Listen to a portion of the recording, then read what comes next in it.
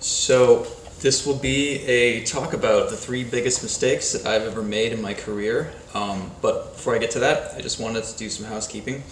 I've had a lot of requests to do live streams where I can draw with a camera looking at my art and take questions from people and look up every 30 seconds or whatever. I would like to do that, but I'm not good at that stuff. When I draw and I ink, I'm like a sniper. I have to concentrate wicked hard, and if I get distracted or if someone asks me complicated questions or if I have to look up every 30 seconds, I'm just gonna screw up my art. So I wish I was good at that stuff. A lot of artists are. This is partially why you don't see me draw at shows, is I'm better if I'm on my feet meeting people and not focused on art. Honestly, I draw so loosely that if I don't concentrate, my inks will get screwed up. So I would like to do that, but I just have to sort of take that off the table. I'm really sorry. But I will say tomorrow I'm actually doing a live convention, online convention. I'll put the link in the description of the video. It's a Facebook link, but I'm doing it with John Romita Jr., Lionel Yu, and someone else. And I think I'll be on from 5 to 6 for an hour. I'll have my assistant helping film, and so I can draw and he can film and I can talk and answer, and hopefully you can see me stumble through it. But I'm not good at that stuff like a lot of these people are. I wish I was, but I'm just not. And the other thing is, yeah, my Indiegogo campaign is still gearing up, trying to figure out where we want to print. Printing in China is a lot cheaper, but I feel like during this pandemic, we should keep it in the country, helping out our own. So I'd like to go with a American printer, American distributor, all that stuff. I'm not always, I'm into Japanese cars, so I'm not always good at supporting the local economy, but in this case I think it just makes a lot of sense. It will mean increasing the costs of shipping a little bit, but I think you guys should all be okay with that. I think you can understand what I'm getting at here, so that's just one thing that's kind of going through my mind lately. And then, yeah, so hopefully we'll still be good to go on May 15th. It's still kind of the date that we're shooting for. Okay, the 3 biggest mistakes I've made in my career. I wish I hadn't accidentally missed the panel I was supposed to do with Dan DiDio in 2005. So Dan DiDio used to run DC Comics. I think he's had one of the longest tenures of being the boss at DC, maybe in the publisher's history, but I'm happy to be fact-checked on that. You know, Dan and I are friends now. When he left DC recently, he and I were texting, and he's actually responsible for approving White Knight. He's the one that came to me and asked if I would be interested in running, doing some spin-off series, which hasn't officially been announced yet. So me writing or working with other writers, other artists, doing one-off miniseries or whatever it's going to be. That was all his idea. But I feel like I sort of screwed the pooch when in 2005 I was at Philadelphia convention. I think it was at WizardCon. Batman Begins had just come out. We had all gone to a private screening the day before because of DC, which was great. And it was the first time I had gotten traction in the industry like this. I was doing a book for Batman called Batman Scarecrow Year One, which was written by Bruce Jones. Really fun book. Kind of helped put me on the map early on. It certainly helped pay the bills at the time, which was great. But I was supposed to do a convention with Dan, a panel discussion with Dan the next day, and I got a list of commissions, and I was at the cafeteria drawing, and I totally lost track of time, and I didn't realize till it was too late. I think it was just Dan and maybe the writer, or maybe just Dan by himself, on stage, without idiot, talking to people about Batman Scarecrow Year One, and he didn't really know me at the time, and I'm sure I put a bad taste in his mouth, and I felt so awful. I called DC and apologized. I talked to Dan and said I was sorry and all that, and he was cool about it, but I can't help but wish that I had made that, because it probably dinged my relationship with him for a while. And you know, he and I have talked about this now, so this isn't anything secret. But I felt like I was blacklisted after that. You know, DC doesn't blacklist people, or so they say. I don't know if that's really true or not. But I don't think it was because of that, but because I had a very Bruce Timm style at the time, And back in 2000, the early 2000s, the Bruce Timm style was kind of ubiquitous, and they already had Darwin Cook doing it, and whoever else. So they really didn't need another one. So that was probably the reason why I wasn't getting work at DC. But also, every time Dan thought of me, I'm sure he thought, oh, this is that kid who didn't show up for his stupid panel discussion, which I can't really blame him. Over the years, it was kind of hard for me to fit in at DC because they kind of have a house style, which I would describe as like Jim Lee style meets Silver Age. That's generally the look that they're going for. And I managed to survive because of Vertigo and because of Karen Berger. So I was kind of in the goth club at the on the other floor with Karen kind of protecting me, which was nice. And I think Dan liked me, but he just didn't get my style, which is fine. I wasn't offended by that. Dan's job as publisher is to protect the brand, and if he didn't think I should draw books like that, that's his job. Like, I get it. I wasn't personally offended by that. The best way that it was ever described to me was someone who's really high up at DC pulled me aside and like, listen, we really like your art, but you like the Beatles? And I'm like, yeah, I like the Beatles. And he goes, oh, so does Dan. But Dan's like a Paul McCartney type of guy, and you're John Lennon, and he doesn't quite get your stuff, but he knows you're valuable and he wants to find a place for you and blah blah blah blah. So I thought that was kind of funny.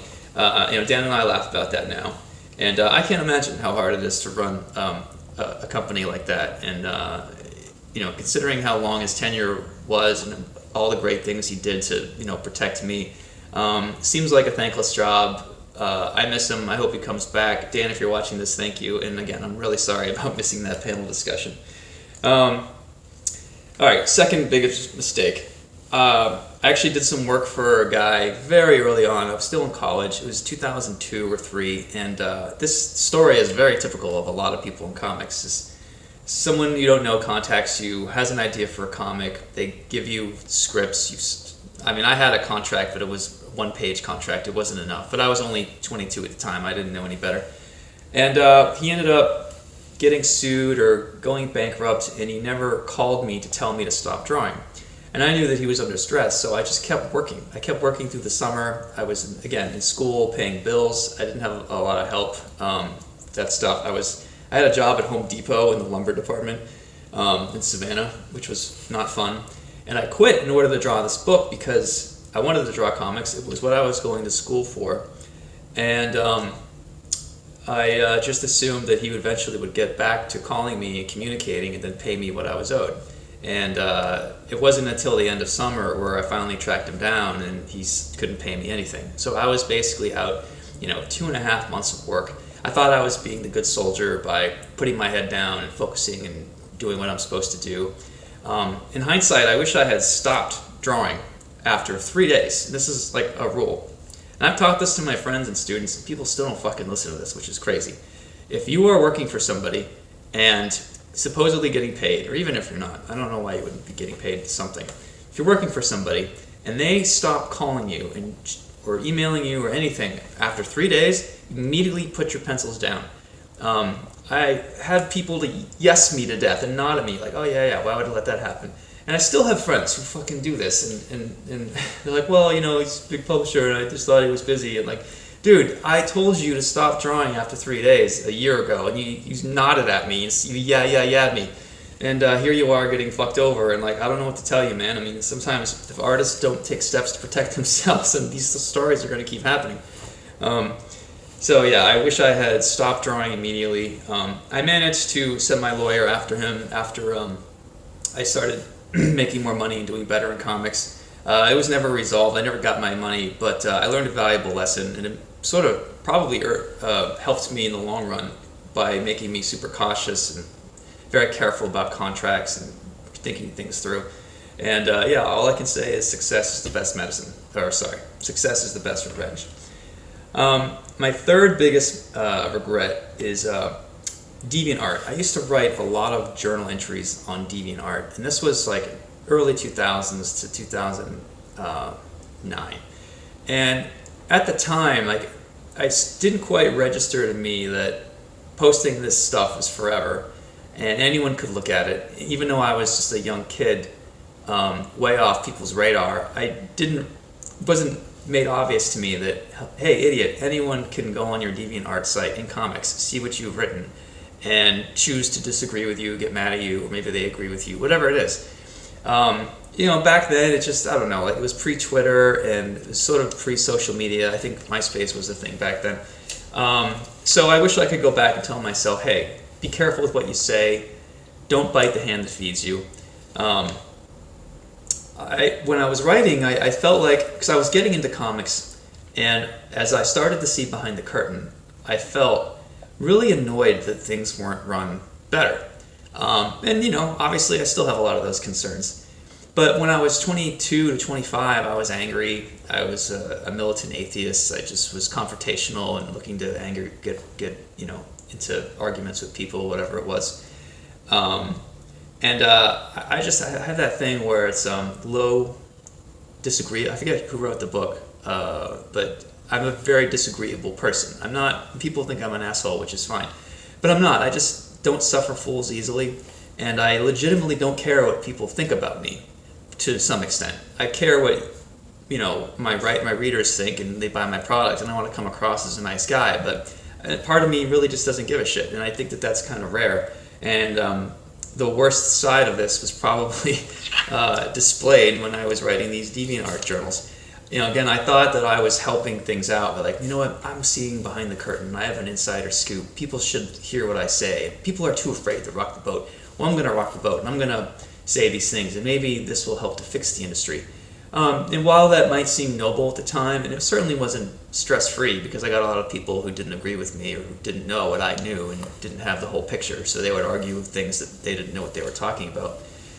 I mean, if I have 100 readers of a journal entry, and half of them probably aren't even in comics, 80% of them probably aren't even in comics and can't even use this information. It's just drama for them, so that's not useful. Half of those people who actually get something out of it, some of them don't agree with me at all, like half of them. And the last 10%, they're never going to get into comics even though they want to. And maybe 2% of those are actually going to get into comics and be able to use this information, but only one of them is actually going to use this information, like put your pencils down after 3 days. And the other guy that's going to get into comics is going to just ignore it. So I realized I was putting a lot of energy into these journals that were like insider scoops, and I thought I was doing a lot to help. But if you look at the math of it, I mean, even if I was helping one person out of 100 or 1,000, it's just not worth the amount of stress that I was accumulating.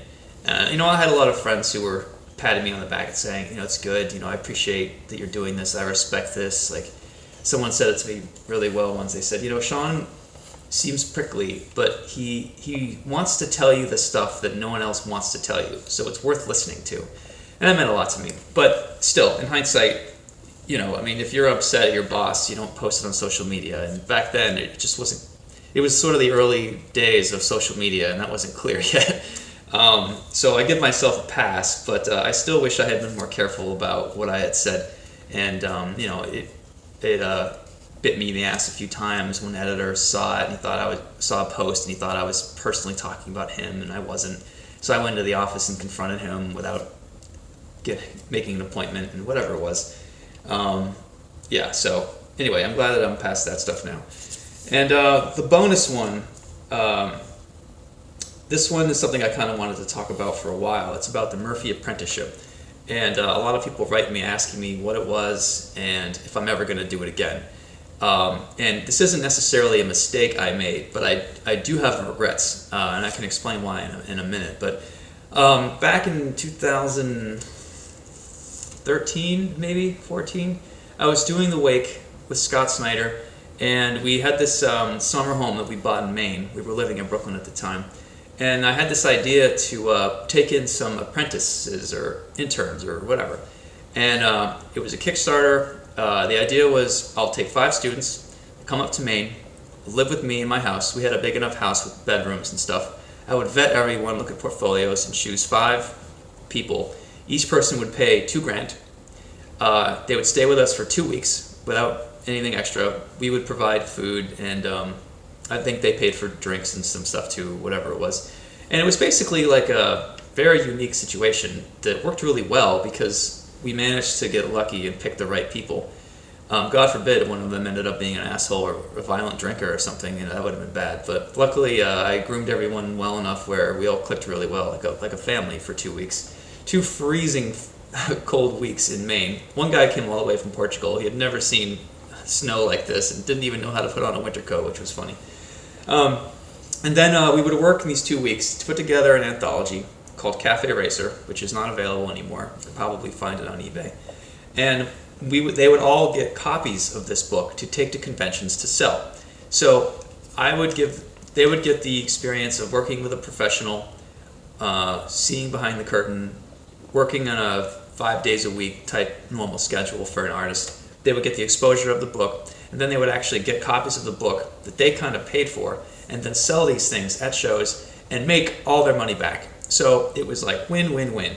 And the campaign for Kickstarter made us like $55,000, so it was enough to furnish the house we bought, to buy the stuff we'd need, like tables, desks, chairs, TV, whatever it was. So it was a really fun idea, and I'm glad I did it. My regret was what happened trying to do round 2 of the apprenticeship. So my wife and I had spent about a month preparing to do the second wave of this, and we even had, emails out there and reaching out to, potential students. I think Daniel Warren Johnson applied at the time. This was sort of early on. So I had 70 or 200 people apply. I'm looking through portfolios, and they're all like white guys. And I started to feel like, man, if I have a photo of my class, second class of the apprenticeship, and they're all a bunch of straight white guys or whatever, like, I don't need that. Like, that's going to come my way. Even if I, just base this on merit or whatever, which I agree with, but I just did not want to get into that thing because my friends, lowercase f on friends, by the way, not uppercase friends, my friends are going to attack me and whatever. So I went on to Twitter and whatever social media I had, and I was like, hey, we still have spots available. Women, I need you to apply. I need women to apply to, we've got a ton of men who want to do this round 2, but we really need women. I need at least 2 or 3 women. In my own head, I thought, even if these 2 or 3 women aren't as good, like, I'm still gonna get them in because just of the optics, because I was thinking that way. So even if you're not as good, like, I still want you in. I want to be seen as the guy on the right side of history and all that. And the more I started pushing this, the more there was a blowback to it, where there was a group of women online who started a Facebook chat room of some kind, and they started to attack me because some of them didn't know me, but they thought, like, who's this weird guy who lives in Maine who's trying to solicit women to come and live with him for 2 weeks? So it was raising their flag. And I couldn't get into this chat room because I'm not a man, I don't have the code, and I wasn't even supposed to know about this chat room. Luckily, one of my students from the previous year, she found out about it, and she went on in good faith just to say, hey, Sean's not that guy. I mean, he's, we were there for 2 weeks, we're all friends now, his wife is there the whole time, like, he's not some creepy dude, like, you got it all wrong, basically. Like, I can vouch for him personally, and not just me, but there were 2 women in this convention, and we're all friends, and it was great, and you should be thankful for this. Sean's trying to do the right thing to help the situation, especially to help women, and you guys are attacking him. And then she got attacked by all these people. So she told me about this whole thing, and I'm like, what the fuck? Like, seriously? I'm trying to do the right thing, and this is what I get for it? Like, this is crazy. So I called my lawyer at the time, who's a woman. Not that it matters, but I guess it does. She used to be Jim Henson's lawyer. She's used to be with DC. She's awesome. She's a legit friend of mine, capital F friend. We get drunk together. Lillian is awesome. So I call Lillian, and I'm like, hey, here's the situation. I don't know what to do.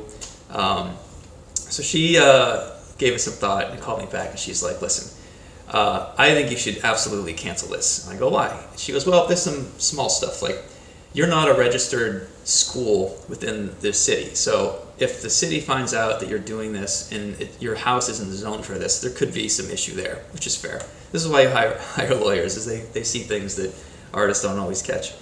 And she goes, what if you have like a slip and fall lawsuit? Or what if this time you do have a student who's a serial killer and you don't know it until it's too late? Like, why would you do that? And I said, what about all these Lily, what about all these women that are attacking me? Like, what am I supposed to do about that? She's like, listen, I know you, I'm a lady, like, I know you're not that guy, so just, they don't know you, you're just a convenient target, just, But I will say, people who have Netflix deals and possible Batman gigs don't have 5 strangers live with them for 5 weeks. You have a lot to lose at this point, Sean. And I was like, oh man, you're right.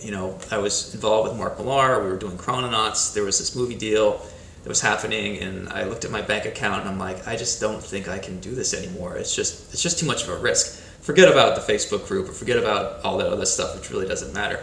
It's just not a good idea to do it anymore. And I said, okay, well, if I ever want to do the apprenticeship again, I will do it. I'll rent a classroom somewhere and have people stay in a motel, and I won't be liable, or whatever it is. And I've given a lot of thought to doing it again, but honestly, if I did it, I would just be losing money. Like, I just make way more writing and drawing and collecting royalties on Batman than any day off, and even if it's like a nice idea where I could break even helping out future artists or writers or whatever, it's just not worth the time off for me. I'm lucky to be in this crazy position, and that's kind of why I don't do the apprenticeship anymore. So, but honestly, the thing that hurt me most about this is, the years following, I'd tell this story to some of my female friends in comics, and most of them were great. But some of them told me, oh yeah, I remember that when that was happening. It's like, wait, you're on this group and you didn't tell me that people were attacking me like this? Like, I thought we were friends. Like, you didn't give me a heads up. Like, if this was ever flipped in some way, and it's hard to imagine it being reversed, because there's so few women in comics, obviously. But I would absolutely put friendship first, be like, hey, just so you know, this is happening, I just wanted to make you aware of it. And I had maybe like half a dozen people who I thought were my friends who were aware of this, who never told me.